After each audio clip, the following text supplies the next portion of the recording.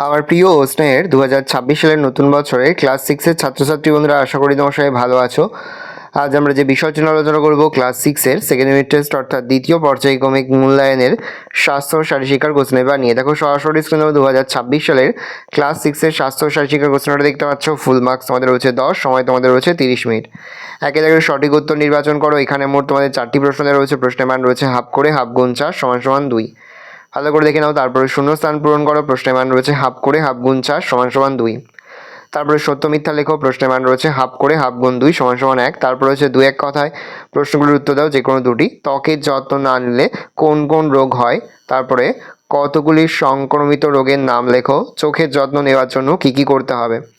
5-এর দাগে একটি প্রশ্ন দাও। প্রশ্নের মান 2। সংক্রামক ও অসংক্রামক রোগ কী কী। 2টি সুঅভ্যাস ও 2টি কুঅভ্যাস লেখো।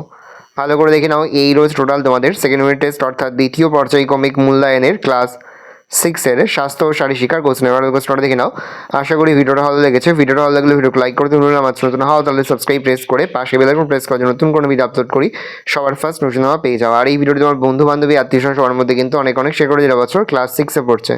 ভালো করে দেখে নাও। আশা করা যায় প্রতি বছর নেই, এই বছর তোমরা কিন্তু আমাদের প্রশ্নপত্র থেকেই সমস্ত প্রশ্ন কিন্তু পরীক্ষাতে কমন পেয়ে যাবে। সেহেতু ভালো করে তোমরা কোশ্চেন পেপারটা দেখে নাও।